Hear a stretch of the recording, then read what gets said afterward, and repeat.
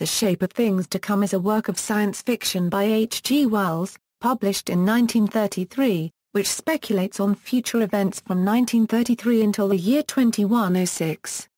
In the book, a world state is established as the solution to humanity's problems. Plot: as a frame story, Wells claims that the book is his edited version of notes written by an eminent diplomat, Dr. Philip Raven, who had been having dream visions of a history textbook published in 2106 and wrote down what he could remember of it. It is split into 5 separate sections or books: Today and Tomorrow, The Age of Frustration Dawns, the history of the world up to 1933. The Days After Tomorrow, The Age of Frustration 1933 1960. The World Renaissance, The Birth of the Modern State 1960 1978. The Modern State Militant 1978 2059. The Modern State in Control of Life 2059 to New Year's Day 2106. The Shape of Things to Come was written as a future history. Seen in retrospect, it can be considered as an alternative history, diverging from reality in late 1933 or early 1934. The point of divergence being U.S. President Franklin D. Roosevelt's failure to implement the New Deal and revive the U.S. economy and Adolf Hitler's failure to revive the German economy by rearmament. Instead, the worldwide economic crisis continues for 30 years, concurrently with the war, as described above. Wells predicted a Second World War breaking out with a European conflagration from the flashpoint of a violent clash between Germans and Poles at Danzig.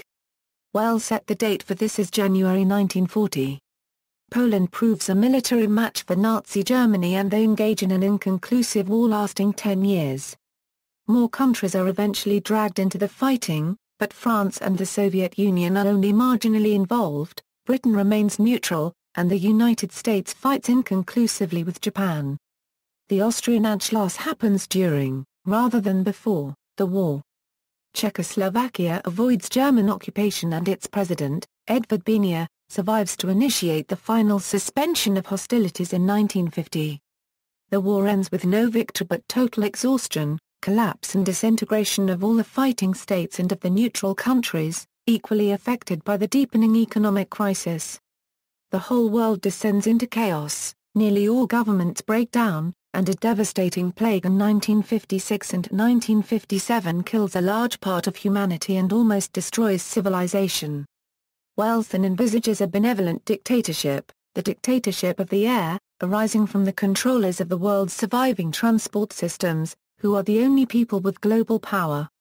This dictatorship promotes science, enforces basic English as a global lingua franca and eradicates all religions, setting the world on the road to a peaceful utopia. When the dictatorship chooses to murder a subject, the condemned person is given a chance to take a poison tablet. Eventually, after about 100 years of reshaping humanity, the dictatorship is overthrown in a completely bloodless coup, the former rulers are sent into a very honorable retirement, and the world state withers away. The last part of the book is a detailed description of the utopian world that emerges. The ultimate aim of this utopian world is to produce a world society composed entirely of polymaths, each and every one of its members the intellectual equal of the greatest geniuses of the past. The book displays one of the earliest uses of the abbreviation CE, which Wells explains as Christian Era, but it is now more usually understood as Common Era. Suppression of religions. One of the major aspects of the creation of the world state is the abolition of all organized religion, an act deemed indispensable to give the emerging modern state a monopoly over education and the complete ability to mold new generations of humanity. The abolition of Islam is carried out by the air police, who descend upon Mecca and close down the main holy places, apparently without major incident. Eventually, Islam disappears, its demise accelerated by the decay of Arabic and its replacement by an expanded English. Some 20 mosques survive, deemed to be worthy of preservation on architectural grounds. The Lebanese-American scholar George Nasser remarked on this aspect of Wells' book, in the 1979 Imagined by H. G. Wells, a self-appointed ruling elite composed mainly of Westerners, with one Chinese and one black African and not a single Arab member, would establish itself in the Arab and Muslim city of Basra and calmly take the decision to completely extinguish and extirpate the Muslim religion. In the 1979 of real history, Khomeini's Islamic Republic of Iran came into being. There is only a brief reference to the abolition of Buddhism and no reference to any serious problem encountered by the modern state in eradicating it from East Asia. The most prolonged and formidable religious opposition envisaged by Wells is from the Catholic Church. The Pope and the entire Catholic hierarchy are gassed unconscious when blessing the new aircraft built by a revived fascist Italy. After the Catholic Church is decisively crushed in Italy, it finds refuge in Ireland, the last bastion of Christianity. Ireland is also subdued, and then Catholic resistance is maintained only in Latin America, under a coloured pope in Pernambuco, until it too is finally put down. Wells gives considerable attention to the fate of the Jews. In this history, an enfeebled Nazi Germany is incapable of systematic murder on the scale of the Holocaust. However, Jews greatly suffer from unorganized persecution, and there is a reference to anti-Jewish pogroms happening everywhere in Europe during the chaotic 1950s. Then, in a world where all nation-states are a doomed anachronism, Zionism and its ambition to create a new state come to naught.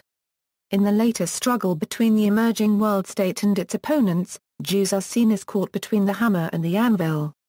Following the launch of its anti-religious campaign, the modern state closes down all kosher butchery is still in operation, while the opening act of the federated nationalist rebels opposing this state is to perpetrate a pogrom against Jews in the Frankfurt area.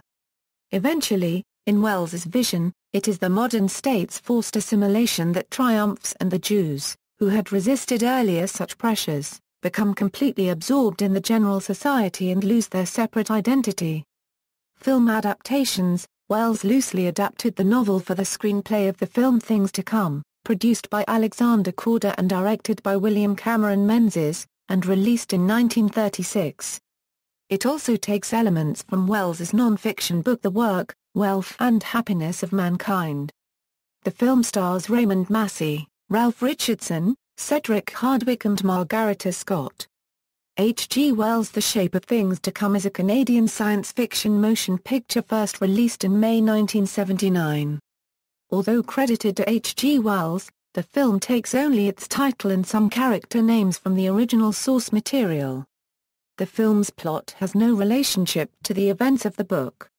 The film was an attempt to capitalize on the popularity of such recent successes as Star Wars, and TV series such as Space, 1999 and Battlestar Galactica, although the film had only a fraction of the production budget of any of these. Influence on later science fiction. Theodore Wayne pointed out that Wells' Things to Come was at its most influential in the 6 years between its publication and the moment when the course of its predicted war was overtaken and overshadowed by the actual fast unfolding events of the Second World War. These same years of the 1930s were the time of incubation for the people who were destined to become the greatest names in science fiction, the time when they read ravenously any SF on which they could lay their hands and start to formulate their own ideas. It is not surprising that traces of Things to Come are clearly visible in what they wrote in the 1940s and 1950s. Rex Warner's dystopian novel The Aerodrome is partly a fictional critique of the shape of things to come, with Wells' air police transformed into the fascistic airmen. Wells depicted the European social scientist Gustave de Wint sitting down at the British Museum Library and setting out the precise blueprint for a transformation of the world which he would not live to see. The British Wells had the planes of the emerging world state overfly Washington, D.C. and undermine the authority of the President of the United States. A decade later, the American Robert Heinlein wrote Solution Unsatisfactory, in which planes of the International Patrol do the same. Later, Heinlein upgraded the International Patrol into an interplanetary patrol, a self-appointed elite of highly motivated and rather puritanical spacemen reminiscent of those enforcing Wells' dictatorship of the air.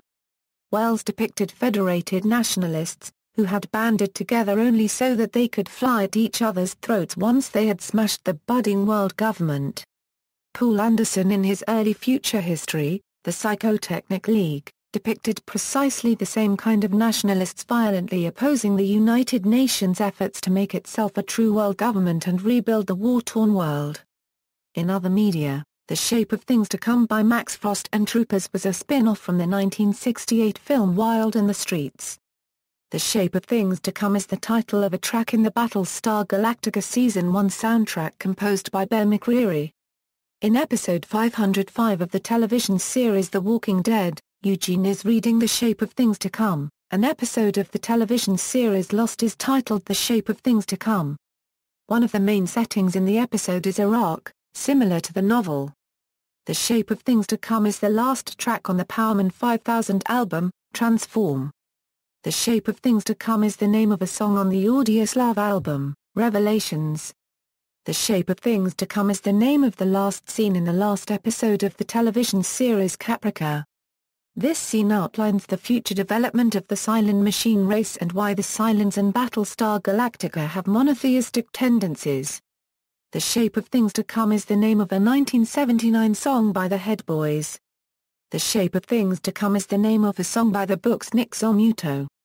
The Shape of Jazz to Come is the name of a 1959 album by Ornette Coleman. The Shape of Punk to Come is the name of a 1998 album by Refused. See also, Cauldron. References. External links, full text from Project Gutenberg.